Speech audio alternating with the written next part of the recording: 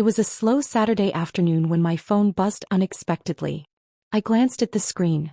Ryan. My nephew rarely called unless it was important. I picked up and immediately I could hear the hesitation in his voice.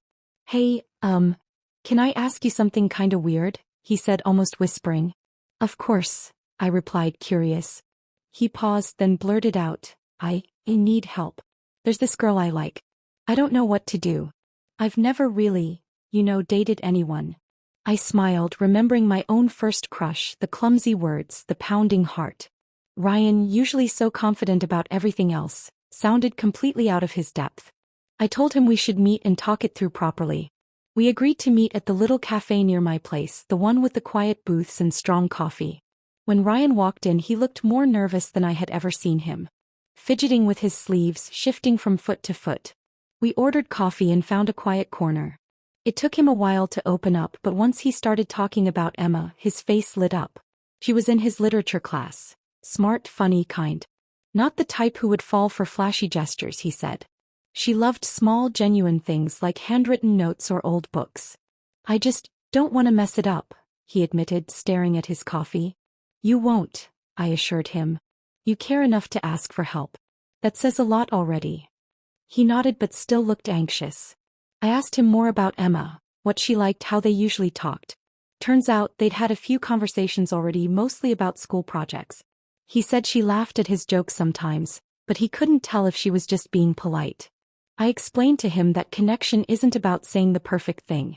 It's about being real. Listening more than talking. Paying attention. Respecting boundaries. Being confident enough to be a little vulnerable. He listened carefully, nodding like he was memorizing every word. Then he asked, almost like he was scared of the answer, what if she says no? Then you'll survive, I said honestly. And you'll be proud you tried. You can't force someone to feel something. You can only be yourself. He took a deep breath, as if the simple truth made the fear a little smaller. Before we left, I promised him I'd help him figure out a plan that felt right for him. Not a strategy to win Emma, but a way to show her who he really was. He smiled, the first real smile I'd seen on him that day, and for a moment, I could see the young man he was becoming. Not just someone chasing after a girl, but someone starting to understand what it meant to care about another person. We agreed to meet again the next day. Ryan had homework to finish, but as he left, he turned back and said, Thanks. I mean it. I just gave him a thumbs up, feeling proud and oddly nostalgic all at once. The next morning, Ryan showed up 10 minutes early, a notebook in his hand and a determined look on his face. He said he wanted to be prepared, to make sure he didn't mess up anything important. I told him the first thing he needed to understand was that trying too hard could backfire. Being genuine mattered more than any perfect plan. We started by making a simple, realistic goal. Ask Emma to hang out casually, no pressure, just a relaxed meetup. Ryan suggested coffee or maybe a walk somewhere quiet. I told him that was perfect. Low stakes, no formal date pressure, just two people spending time together. He asked what he should talk about. I told him to listen more than he spoke. People open up when they feel heard. I coached him to ask open-ended questions. Instead of, do you like music? He should ask, what kind of music makes you feel something? Little things that invite real conversation instead of yes or no answers. Ryan scribbled notes furiously. Then he hesitated. What if I run out of things to say? You won't, I said. If you get stuck, just be honest. Say, I'm nervous because I really enjoy talking to you. Honesty beats any awkward silence. He laughed a little, the tension easing from his shoulders. I reminded him to make eye contact but not to stare like a statue. Just natural, casual attention. Smiling when she talks. Leaning in slightly to show he's interested. All basic things, but in moments of nerves, easy to forget. Ryan pulled out a small, worn paperback book from his backpack. It was a copy of a novel Emma had once mentioned loving during a class discussion. He had found a used copy online. He asked if it would be too much to give it to her. I smiled and said it was a brilliant idea as long as he presented it casually without making it a huge deal. Hey, I remembered you mentioned this, thought you might like it. Simple, no pressure. The thoughtfulness would speak louder than any grand gesture. He looked relieved. I could tell he had worried about overstepping. I reassured him again. Small, sincere gestures were meaningful because they showed he listened and cared without demanding anything in return. Before he left, I made him role-play a few casual conversations. We ran through awkward starts, unexpected silences, even a few pretend disagreements. Each time I coached him to stay relaxed, laugh things off and not overthink it. The goal wasn't to perform but to be present. Ryan left that afternoon standing a little taller. Not because he had a perfect script but because he understood now that being real was enough. Confidence wasn't about knowing all the answers. It was about showing up willing to be seen. As he walked away, still flipping through his notes, I realized that sometimes the best help you can give isn't a detailed plan. It's helping someone believe they're ready without one. Ryan called me an hour before he was supposed to meet Emma. His voice shook a little as he asked, "What if I forget everything?" I reminded him to breathe, to trust that he'd done the work. No lines, no tricks, just himself. That was enough. He said okay, but I could hear the doubt hanging there until he hung up. Later that evening he told me how it went. He got to the cafe early, book tucked nervously under his jacket. When Emma arrived, she smiled the way she always did, relaxed and real, and immediately Ryan's nerves kicked in so hard he almost forgot how to speak. He stumbled through a hello, almost knocking over the chair as he stood up too fast. But Emma just laughed softly and helped him steady it without making him feel awkward.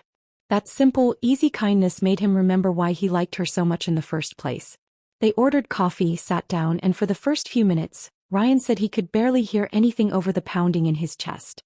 But then Emma started talking about her day, some funny thing that happened in her history class, and Ryan found himself smiling without forcing it. He listened, asked questions, nodded when she told him about her favorite old bookstore. Slowly, conversation started to flow. At one point, trying to sound impressive, Ryan made a comment about a movie he hadn't actually seen but had heard was life-changing. Emma raised an eyebrow and challenged him, asking what he liked most about it. Caught, Ryan admitted with a laugh that he had no idea because he hadn't seen it yet. She burst out laughing, genuinely amused, and said she appreciated his honesty. The moment that could have been awkward turned into a running joke between them for the rest of the afternoon. After an hour, when the conversation dipped into favorite books, Ryan saw his opening. He pulled the paperback from his jacket, held it out without much ceremony and said, "You mentioned this once and I found it. Thought you might like it." Emma's eyes lit up. She turned the book over in her hands carefully, smiling as if he'd given her something truly special. She thanked him not with polite words but with the kind of smile you don't fake. That was the moment Ryan stopped feeling scared. He realized he didn't need to do anything more. He had already said the most important thing without needing words. "I notice you. I listen." After coffee they walked through the nearby park talking about their families, their dreams, their weird childhood hobbies. Nothing forced, nothing rehearsed. Ryan said there were moments he forgot to be nervous because being around Emma felt easy, like breathing.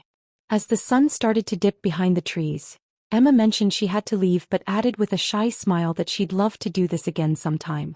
Ryan said he nodded a little too fast but she just laughed again, that warm, easy laugh he was quickly falling in love with. He didn't need me to tell him it had gone well. He already knew. Later that night Ryan called again. This time his voice was different, lighter, energized, full of something new. I didn't even get a hello before he launched into the story, recounting every moment in quick, excited bursts. He talked about how Emma laughed at his clumsy jokes, how she held the book like it meant something more than just paper and ink, how she didn't seem to mind when he got nervous, how she even teased him a little just to make him smile. He kept circling back to one point without realizing it. How easy it felt, how natural everything had been once he stopped trying to make it perfect. I listened without interrupting, knowing he didn't need advice anymore. He just needed someone to hear him.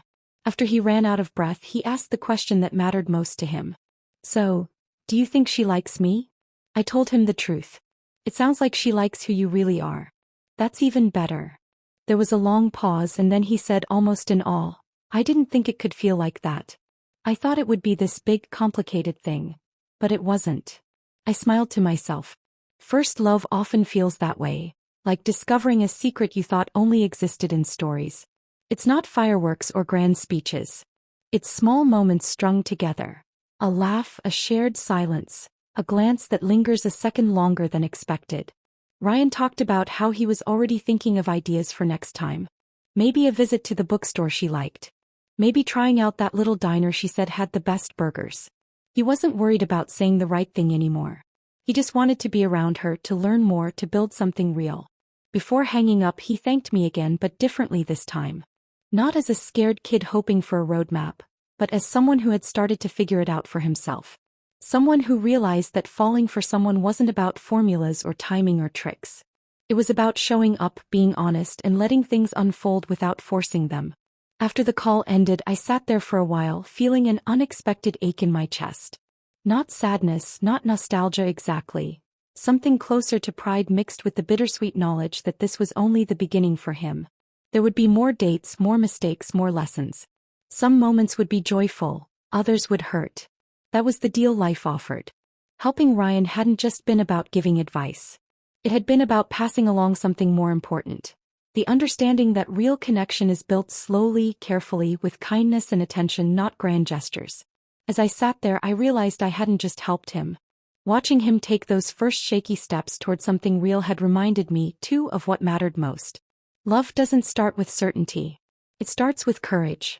The quiet kind, the kind that simply says,